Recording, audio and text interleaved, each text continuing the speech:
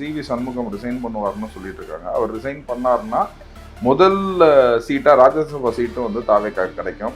So டெல்லியிலே வந்து தாவேக்கா கால் பதிக்கும்ங்கிறத பதிவு செய்கிறேன். அவங்க மக்கள் நினைச்சா என்ன வேணா பண்ணலாம் அப்படின்ற ஒரு விஷயத்த வந்து இப்போ நிரூபிச்சுட்டாங்க மக்கள். இப்போ அவரோட சைனே ஆக்சுவலி எல்லா இடத்துலயும் ட்ரெண்டிங் ஆகுது இது. மக்கள் மொத்தமா அப்படி முடிச்சுட்டாங்க.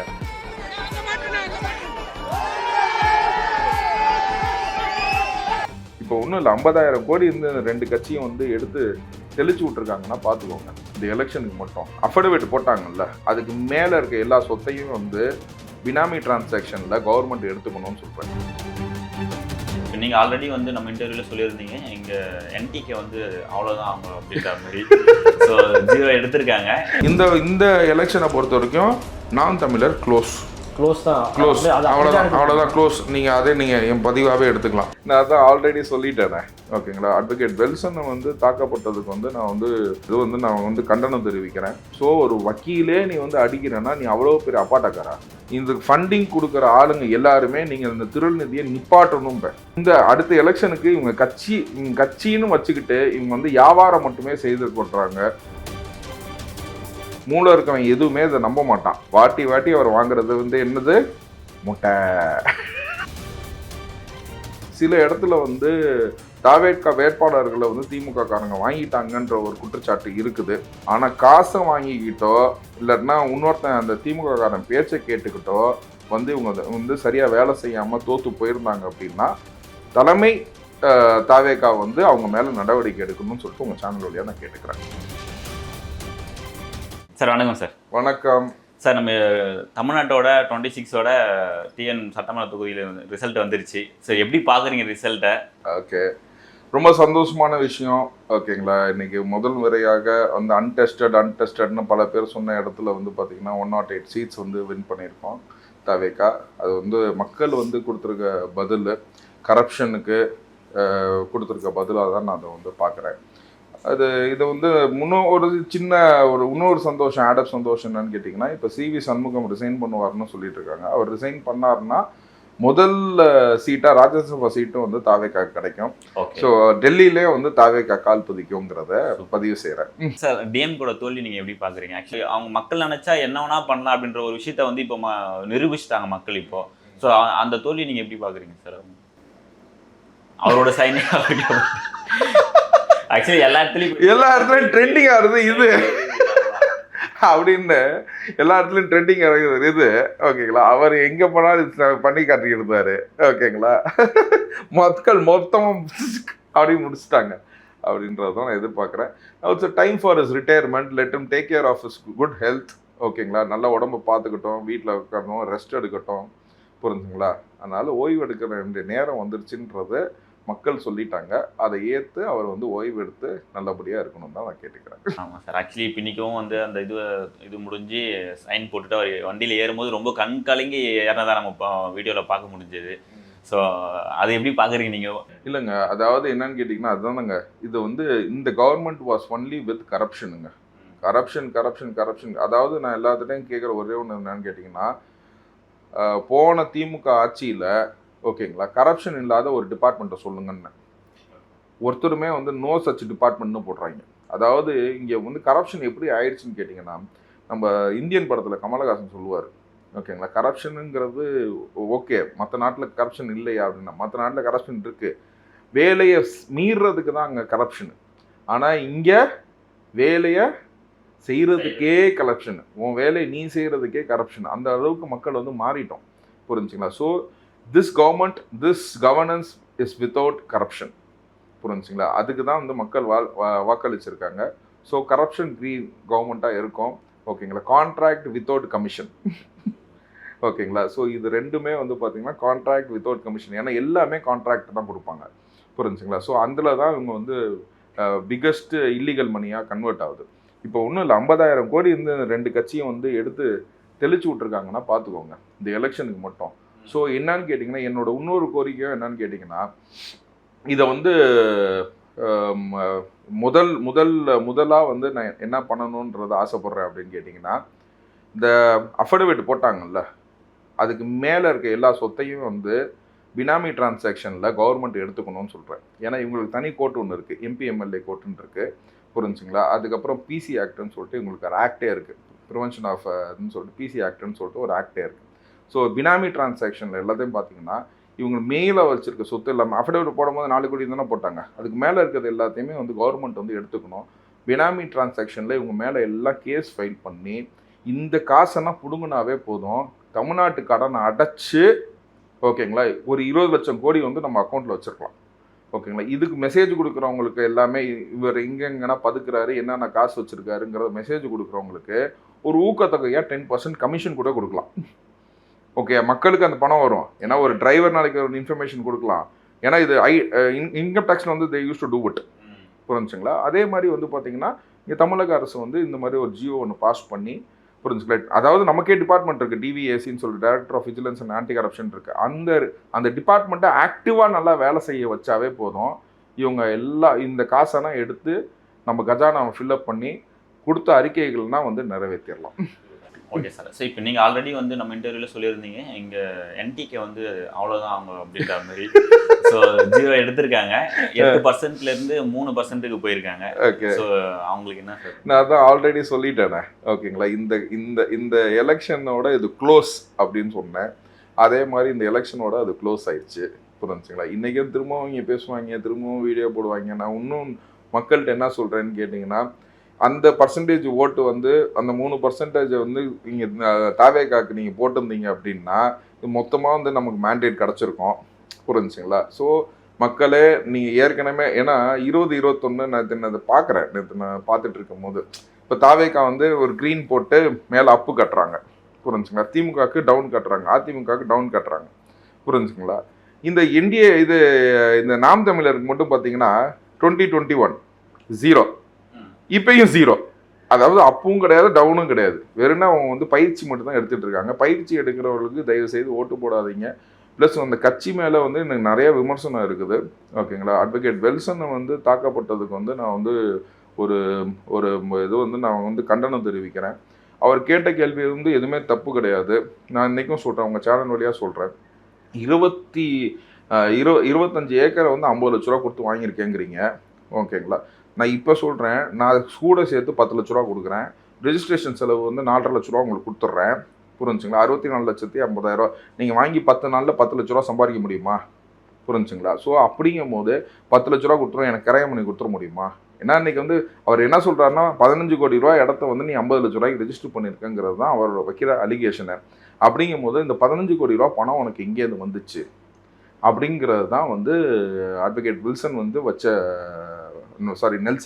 அட்வொகேட் நெல்சன் வந்து வச்ச கருத்து. ஸோ ஒரு வக்கீலே நீ வந்து அடிக்கிறேன்னா நீ அவ்வளோ பெரிய அப்பாட்டக்காரா, வீடு பூந்து அடிங்கடா அப்படின்னு சொல்லிட்டு நீங்கள் மெசேஜ் வளையதுன்னா வந்து இது வந்துருக்கு. எவ்வளோ பெரிய ஆளுங்களா ஒரு தாய் தகப்பனை வந்து தன் முன்னாடி அடித்தா வந்து ஒரு மனுஷனுக்கு எப்படிங்க இருக்கும், புரிஞ்சுங்களா?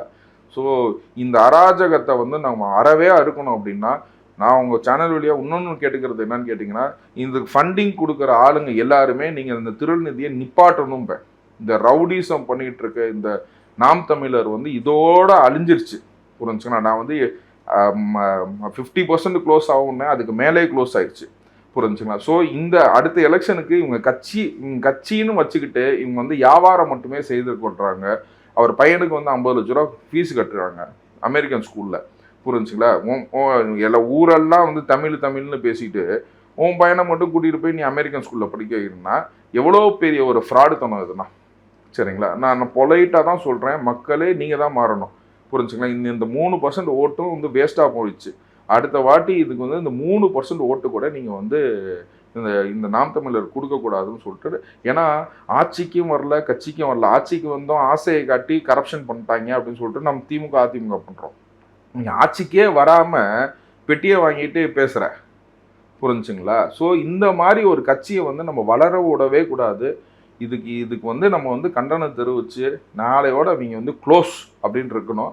இன்றைக்கே மக்கள் க்ளோஸ் பண்ணிட்டாங்க. அந்த 3% இல்லை, அடுத்த எலெக்ஷன் நின்னாப்லன்னா அந்த டெபாசிட் கூட வாங்காத ஒரு பர்சனு பற்றி இவ்வளோ நேரம் நம்ம பேசவே வேணாம். சரிங்களா. ஸோ அவர் வந்து டெஸ்டட் பர்சன். அவர் வந்து பயிற்சி எடுக்கிறதுக்கு தான் லாய்க்கு. அவர் போய் கராத்தே பண்ணுவார், ஆமகரி சாப்பிட்டு மான் ஊறுகாய் அப்படியே அவர் ஓட்டிக்க வேண்டியதான் லைஃப்பை. புரிஞ்சுக்க, வாயை திறந்தாவே பொய் தான். புரிஞ்சுக்கலாம். எதுவுமே வந்து மக்கள் மூளை இருக்கவன் எதுவுமே இதை நம்ப மாட்டான். அப்படிங்கும்போது வந்து பார்த்தீங்கன்னா, ஸோ எந்த மக்களுமே அதை நம்பாதது காரணம் தான் வந்து வாட்டி வாட்டி அவர் வாங்குறது வந்து என்னது, முட்டை. நெக்ஸ்ட் வந்து நம்ம விஜய் வந்து செகண்ட் எம்ஜிஆர் இல்லை சின்ன எம்ஜிஆர் அப்படின்ற மாதிரி சொல்றாங்க. அவர் வந்து ஃபர்ஸ்ட் போட்டியிட்ட அந்த எலெக்ஷன்ல வந்து 33% புள்ளி சம்திங் 53 அப்படின்ற ஒரு பர்சன்டேஜ்ல வந்து வின் பண்ணியிருந்தாரு. இப்போ இவங்க ஒரு 35 ஆக்சுவலி ஆல்மோஸ்ட் வந்து எடுத்து 38.5 அந்த ரேஞ்சுக்கு எம்ஜிஆர் அவர்களே வந்து நம்ம மேல வந்து இவர் வின் பண்ணியிருக்காரு. ஆக்சுவலா வந்து பாத்தீங்கன்னா எம்ஜிஆர் அவர்கள் வந்து பாத்தீங்கன்னா, அதாவது அதிமுக போட்டியிட்ட இடத்த பாத்தீங்கன்னா 30.4%. அதுக்கப்புறம் சிபிஎம் வந்து அப்போ கூட்டணியில் இருந்துச்சு. மற்ற கூட்டணி கட்சினா எதுவும் ஜெயிக்கலை. புரிஞ்சுங்க. அதெல்லாம் சேர்த்து வந்து பார்த்தீங்கன்னா 33% வந்து 32% 33% வந்து எம்ஜிஆர் ஜெயிச்சிருந்தார். அதாவது அதிமுக எடுத்த வாக்கு, எம்ஜிஆர் என்னப்போ அதிமுக எடுத்த வாக்கு வந்து பார்த்தீங்கன்னா 30.40% தான். புரிஞ்சுங்களா. 30.40%. ஸோ அந்த விதத்துலேருந்து பார்த்தீங்கன்னா இன்றைக்கி வந்து தாவேகா வந்து 38.5% எடுத்திருக்குங்கும் போது அந்த பர்சன்டேஜை கிராஸ் பண்ணியிருக்குங்கிறது ரொம்ப சந்தோஷமான விஷயம்தான். ஸோ நம்ம வந்து சின்ன எம்ஜிஆர், செகண்ட் எம்ஜிஆர், தேர்ட் எம்ஜிஆர் அப்படின்னு சொல்கிறத விட்டு எம்ஜிஆர் ஓகேங்களா. தளபதி விஜய் வந்து விஜய். வரலாறு திரும்புகிறது இல்ல, கண்டிப்பா நான் வந்து always I use to tell. ஓகேங்களா. ஸோ இப்போ என்னன்னு கேட்டிங்கன்னா ஒரு ஐடென்டிட்டி கிரியேட் ஆயிருக்கு பார்த்தீங்களா. ஸோ அதனால நம்ம எம்ஜிஆர் வந்து எம்ஜிஆராகவே இருக்கட்டும். ஓகேங்களா. இங்கே வந்து தளபதி விஜய் வந்து தளபதி விஜயாவே இருக்கட்டும். ஏன்னா 2 துருவங்கள். இன்னைக்கு வந்து நமக்கு பெரியாரையும் பிடிக்கும், அம்பேத்கரையும் பிடிக்கும். ஓகேங்களா. பெரியார் அம்பேத்கர்னு பேச முடியாதுல்ல. இப்போ 2 துருவங்களாக வந்து இது பண்ணும்போது, ஏன்னா சரித்திரம் படைச்சிருக்காப்புல. ஸோ தளபதி விஜய் வந்து தளபதி விஜயாவே இருக்கட்டும் அப்படின்னு தான் சொல்லுவேன் நான். ஆக்சுவலி நீங்கள் ஆல்ரெடி நம்மளோட இன்டர்வியூலும் நீங்கள் சொல்லியிருந்தீங்க, கண்டிப்பாக நம்ம டிவிக்கு வந்து வின் பண்ணும் அப்படின்ற மாதிரி சொல்லியிருந்தீங்க. அந்த சிஎம்மா ஒரு உட்கார வரன்றது நீங்கள் நினச்சிங்களா? இல்லை, 100%. நான் எதிர்பார்த்ததில் வந்து பார்த்தீங்கன்னா 160 சீட்டு வந்து எதிர்பார்த்தேன். புரிஞ்சுங்களா. எனக்கு வந்து சின்ன ஏமாற்றம் தான். புரிஞ்சுங்களா. நான் 50 சீட்டு வந்து கிட்டத்தட்ட வந்து அதிமுக வெல்லுன்னேன். அந்த அதிமுக அதே மாதிரி வென்றுச்சு. திமுக வந்து 24 சீட்டு தான் எடுக்கும்னு என்னோட கணிப்பு இருந்துச்சு. நான் அதை பல இடத்துல பதிவு செஞ்சுருக்கேன். இப்போ எனக்கு அதில் வந்து பார்த்தீங்கன்னா ஒரு 52 சீட்டு குறைஞ்சது வந்து ஒரு ஏமாற்றம் தான். இதில் சில இது என்னன்னு கேட்டிங்கன்னா, இது ஆத்தென்டிக் ரிப்போர்ட்டாக நான் சொல்லலை. சில இடத்துல வந்து தாவேட்கா வேட்பாளர்களை வந்து திமுக காரங்க வாங்கிட்டாங்கன்ற ஒரு குற்றச்சாட்டு இருக்குது. புரிஞ்சுங்களா. இது வந்து எனக்கு வந்த ஃபோன் கால்ஸு எல்லாமே அவனோட சொந்தக்காரன் வந்து கேம்பெயினிங்கே போகல அப்படின்ற மாதிரினா இது வந்துச்சு. உங்கள் சேனல் வழியாக அதை நான் வைக்கிறேன். ஓகேங்களா. இது வந்து பார்த்தீங்கன்னா தோற்றவங்க லிஸ்ட்டெல்லாம் எடுத்து எதனால் தோற்றாங்க, தோக்குறது ஜென்யூன் ரீசனாக இருந்துச்சுன்னா ஐ அட்மிட் இட். ஓகேங்களா. எல்லா இடத்துலையுமே எல்லாருமே வெற்றி பெற முடியாது, தோப்பாங்க. அது இல்லைன்னு நான் வந்து சொல்ல மாட்டேன். புரிஞ்சுங்களா. ஆனால் காசை வாங்கிக்கிட்டோ இல்லைன்னா இன்னொருத்தன் அந்த திமுக காரன் பேச்சை கேட்டுக்கிட்டோ வந்து இவங்க வந்து சரியாக வேலை செய்யாமல் தோற்று போயிருந்தாங்க அப்படின்னா தலைமை தாவேகா வந்து அவங்க மேலே நடவடிக்கை எடுக்கணும்னு சொல்லிட்டு உங்கள் சேனல் வழியாக நான் கேட்டுக்கிறேன். ஆக்சுவலி வந்து இப்போ நம்ம எப்போ யார் கூட கூட்டணி வைப்பாங்க, ஏன்னா இன்னும் நமக்கு வந்து ஒரு 8-10 சீட்டுகள் தேவைப்படுகிறது. ஸோ இப்போ யார் கூட்டணியில் வருவாங்க, யார் கூட்டணி பேச்சுவார்த்தைகள் போயிட்டு இருக்கு? அதாவது பேச்சுவார்த்தை எது நடக்குதுன்னு தெரில. நானும் வந்து இணையத்தில் பார்த்ததை வச்சு தான் சொல்கிறேன். காங்கிரஸ் ஏதோ க்ரீன் சிக்னல் கொடுத்துருக்காங்கங்கிறாங்க.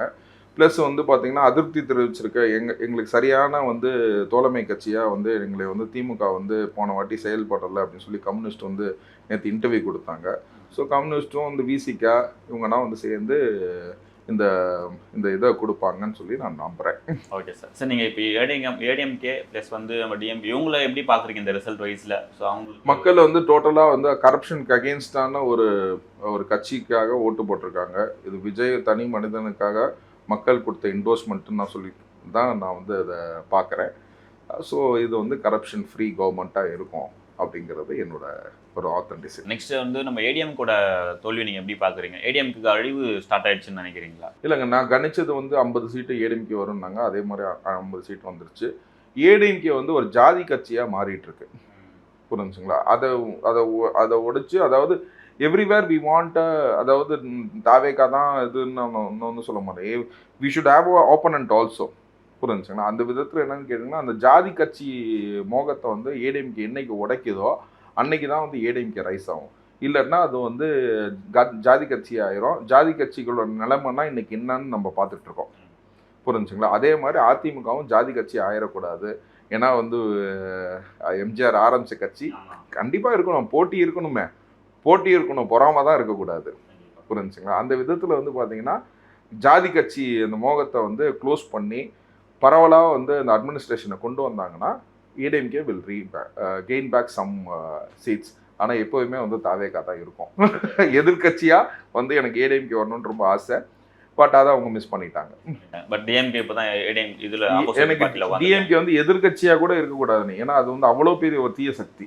புரிஞ்சுங்களா? எதிர்கட்சியாக கூட நான் இருக்கக்கூடாதுன்னு நினச்சேன். ஓகேங்களா? இந்த சில பரிசீலனை நம்ம பண்ணி எங்கெங்கன்னா ஜெயிச்சிருக்காங்களோ அந்த இடத்துலனா வந்து ஆப்போசிட்டில் தாவேக வேட்பாளர் என்னென்ன ஆயிருக்குன்னு சொல்கிறத நம்ம கொஞ்சம் ஸ்கெட்ச் பண்ணி நம்ம எடுத்தோம்னாவே போதும். இது தாவேகாக்கு ஒரு மிஸ்டேக்ஸாக ரீஅசைன் பண்ணுற மாதிரி தான் இந்த வேலை. அப்படிங்கும்போது வந்து நம்ம கட்சியை நம்ம மிஸ்டேக்கை நம்ம தானே கிளியர் பண்ணுங்க. நம்ம மிஸ்டேக்கே பண்ண மாட்டோம்னு சொல்ல முடியாதுல்ல. இப்போ விஜய் அவர்கள் ஆட்சி அமைச்ச உடனே போலீஸ் ஸ்டேஷனாக க்ளோஸ் பண்ணிடலாமா? இல்லை, எல்லா இடத்துலையும் மிஸ்டேக்ஸ் நடக்கும், எல்லா இடத்துலையும் பிரச்சனை வரும். புரிஞ்சுங்களா? அதுக்கு கரெக்டான அட்மினிஸ்ட்ரேஷன் இருக்குதா இல்லையான்னு தான் நம்ம பார்க்கணும். அப்படிங்கும்போது வந்து பார்த்திங்கன்னா அந்த மாதிரி சூழ்நிலையில் ஃபஸ்ட்டு தாவேகா தன் கட்சியை வந்து இந்த தோல்வியற்ற இடத்துலனா ஏன் தோற்றோம் அப்படிங்கிறத அனலைஸ் பண்ணணும் அப்படிங்கிறத நான் சொல்கிறேன். சார் ஆக்சுவலி வந்து இப்போ நம்ம இப்போ பேசிகிட்டு இருக்க முன்னாடி வந்து இப்போ நம்ம காங்கிரஸ் தலைவர் அவர்கள் வந்து விஜய் அவர்கள்கிட்ட வந்து காணொலி மூலியமாக வந்து பேசி வாழ்த்து தெரிவித்ததாக சொல்கிறாங்க. இல்லை, கண்டிப்பாக இது வந்து செல்வ பெருந்தகை வந்து திமுக வந்து காங்கிரஸை அடக்கி வைத்து விட்டார். புரிஞ்சுங்களா? தனக்கு உண்டான ஒரு பர்சனல் கெயின்ஸ்க்காக வந்து கட்சியை கொண்டு போய் அடகு வச்சுட்டாரு. கண்டிப்பாக வந்து காங்கிரஸ் இப்போயாச்சும் இழுத்து கொண்டுது அப்படின்னு நம்ம நினச்சோம் அப்படின்னா மாநில தலைவரை மாற்றி தாவேகாக்கு ஆதரவு கொடுத்து, ஓகேங்களா, காங்கிரஸ் வந்து நான் காங்கிரஸுக்கும் சொன்னது அதே தான். நீங்கள் டிஎம்கேயோட காங்கிரஸ் போச்சுன்னா அவங்க ஓட்டு சதவீதம் பாதியாக போயிடும். ஆனால் தாவேகா கூட காங்கிரஸ் வந்து இருந்துச்சுன்னா அவங்களோட ஓட்டு சதவீதம் டபுள் டிஜிட்டுக்கு மாறும்னு சொன்னேன். சரிங்களா? அப்போ அதே இதுதான் நான் இப்பயும் சொல்கிறேன். இப்போயாச்சும் முழிச்சுக்கோங்க, உங்கள் கட்சியை காப்பாற்றிக்கோங்கன்னு சொல்கிறேன். சார் ஆக்சுவலி வந்து இப்போ நம்ம விஜய் அவர்கள் வந்து பெரம்பூர் தொகுதியிலும் ப்ளஸ் திருச்சி தொகுதியில் ரெண்டுத்திலுமே வின் பண்ணியிருக்காரு. ஸோ இப்போ இதில் எதை வந்து அவர் ராஜினாமா பண்ணுவார், எந்த திசையில் அவர் வந்து திருப்பி ஆட்சியில் உட்காருவார்? இல்லை, ஆக்சுவலாக பெரம்பூர் தான் வந்து பண்ணுவார்னு சொல்லி எனக்கு ஒரு ஆமாம் அப்படி தான் பண்ணுவார்னு சொல்லி நான் ஃபீல் பண்ணுறேன். ஏன்னு கேட்டிங்கன்னா வந்து திருச்சி கிழக்கு என் தொகுதி வந்து சிஎம் தொகுதியாக இருந்துச்சுன்னா என் தொகுதியில் இருக்கிற நிறை குறைகள்னால் வந்து நிவர்த்தி ஆகும்னு சொல்லி நான் நம்புகிறேன். அதனால் வந்து இதில் எனக்கு ஒரு சுயநலம் வேறு. புரிஞ்சுக்கலாம். இன்னொன்று வந்து லாஜிக்கலாக பார்த்தீங்கன்னு வச்சுக்கோங்களேன், அவர் இன்ட்ரடியூஸ் பண்ணும் போதே அந்த மாவட்ட செயலாளர்கிட்ட சொன்னாப்புல இவர் தான் எனக்கு அந்த சீட்டை விட்டு கொடுத்தாரு அப்படின்னு சொல்லி சொன்னார். அப்படிங்கும்போது திரும்ப அவருக்கு ஒரு வாய்ப்பு அந்த மாவட்ட செயலாளருக்கு கொடுக்கலாம். அப்படிங்கும்போது பெரம்பூரை வந்து ஒரு விட்டு கொடுக்கறதுக்கான அதிக வாய்ப்புகள் இருக்கு. ஆனால் வேற ஒரு விமர்சனமும் போயிட்டு இருக்கு சோசியல் மீடியாவில். ஆக்சுவலி வந்து திருச்சி தொகுதியில் வந்து திருப்பி திருச்சி அவர்கள் வந்து உட்கார வைக்கிற மாதிரி அப்படின்ற மாதிரி ஒரு விமர்சனம் போயிட்டு இருக்கு. எல்லாமே இதெல்லாம் இந்த சோசியல் மீடியா இல்லை, இந்த மெயின் ஸ்ட்ரீம் மீடியாவே வந்து ஒரு கேவலமாக இருக்குது. இது திமுகவோட வேலை தான். இதுக்குன்னா வந்து நம்ம let us not answer all this things. இப்போ நமக்கு பொழப்பு நிறைய இருக்குது. புரிஞ்சுங்களா? அதை நம்ம பார்ப்போம். புரிஞ்சுங்களா? அதனால் இந்த மாதிரி மீம்ஸு இந்த மாதிரி இதுனா வந்து அட்லீஸ்ட் இப்போ இதை இப்போ தாண்டா நீங்கள் கற்றுக்குறீங்க அப்படின்னு நான் நினச்சிக்கிறேன். சார் லாஸ்ட் ஒன் சார், நம்ம வாக்குறுதிகள் வந்து நிறைய கொடுத்துருந்தார் விஜய் அவர்கள். ஸோ அவரோட பதவி ஏற்றுட்டு ஃபஸ்ட்டு சைன் எதுக்காக இருக்கும்னு நீங்கள் நினைக்கிறேன்? நான் சொல்கிறேன், கஜானா ஃபில் பண்ணுறதுக்கு டிவிஎஸ்சியை ஃபஸ்ட்டு அவர் கொண்டு வந்து இம்ப்ளிமெண்ட் பண்ணி அதை ரீமாடல் பண்ணி இந்த திமுக அதிமுக அமைச்சர்கிட்ட இருக்க காசெல்லாம் எடுத்து கஜானா ஃபில்அப் பண்ணி எல்லா வாக்குறுதிகளையும் ஒன்றா அடிக்கணுன்றேன். அதை ஸோ செய்யாமல் ஒன்று செஞ்சார்னா கஜானா ஃபில் பண்ணுறதுக்கான இது நல்ல வழியாக நான் ஒன்று சொல்லியிருக்கேன். இந்த வழியை வந்து அவர் ஏற்றுக்கணும்னு சொல்லி நான் உங்களுக்கு இதுதான் ஃபஸ்ட்டு சிக்னேச்சராக இருக்கணும். Director of vigilance and anti corruption will be the squad for the entire MP MLAs who has earn the illegal money. MP MLA மட்டும் கிடையாது, நெக்ஸ்ட்டு வந்து இந்த எக்ஸிக்யூட்டிவில் இருக்கிறவங்கன்னா சம்பாரிச்சதுக்கு இந்த கலெக்டராக இருந்து சம்பாதிக்கிறது, இந்த ஐபிஎஸ் ஆஃபீஸரே நிறையா இது வச்சுருக்காங்கிறாங்க, பார்னா வச்சுக்கிட்டு நிறைய பணம் வச்சுருக்காங்கன்னு. இவங்கள்ட்ட இருக்க காசெல்லாம் பிடுங்கினாவே போதும், நம்ம எல்லா வாக்குறுதிகளையும் அதுக்கப்புறம் நம்ம சூப்பராக நிறைவேற்றிடலாம் அப்படின்றத நான் சொல்கிறேன். ரொம்ப சந்தோஷமா. நீங்கள் ஆக்சுவலி வந்து கட்சி ஆரம்பித்து ஃபஸ்ட்டு எலெக்ஷன்லேயே வந்து பெருவாரியாக வெற்றி பெற்றிருக்காங்க. அந்த தமிழ்நாட்டையே இந்த ரிசல்ட் வந்து புரட்டி போட்டிருக்குன்னு நம்ம சொல்லலாம். ம். பட் டிவிகே வந்து சென்னையில வந்து டிஎம்கேவோட கோட்டை அப்படின்ற மாதிரி சொல்லியிருந்த நிலையில வந்து இப்போ வந்து கிட்டத்தட்ட எல்லா இடத்துலயுமே தாவகே வந்து முன்னிலை வந்து தாவேக்காவோட கோட்டையா மாறி விட்டதா? அப்படியே சொல்லலாம். காங்கர்ட் அப்படின்னா இதுதான் காங்கரிங்பாங்க. ஓகேங்களா? ஃபிளாகை தூக்கி போட்டுட்டு இன்னைக்கு இது வந்து தமிழ்நாடே வந்து பார்த்தீங்கன்னா தாவேகா கோட்டையிலேருந்து அவர்கள் விரட்டப்பட்டார்கள். இன்னைக்கு வந்து முன்னாள் முதலமைச்சர் ரெசிக்னேஷனை கொடுத்துட்டாரு. சரிங்களா? ஸோ அப்படிங்கும் போது வந்து பார்த்தீங்கன்னா so it is a very clear mandate. மக்களின் இது வந்து மக்கள் ஆட்சியாக இருக்கும். ஓகேங்களா? கவர்னன்ஸ் வித்தவுட் கரப்ஷன் அப்படின்றது முதலையாக வந்து பார்த்தீங்கன்னா தமிழ்நாட்டில் வந்து அமைஞ்சிருக்கு. புரிஞ்சுங்களா? இன்னும் சில நாட்டில் வந்து பதவியேற்பாங்க. அவங்களுக்கு நான் வாழ்த்துக்கள் உங்கள் சேனல் வழியா. சூப்பர் சார், ரொம்ப தெளிவாக பதில் கொடுத்தீங்க சார், ரொம்ப நன்றி. தேங்க்யூ.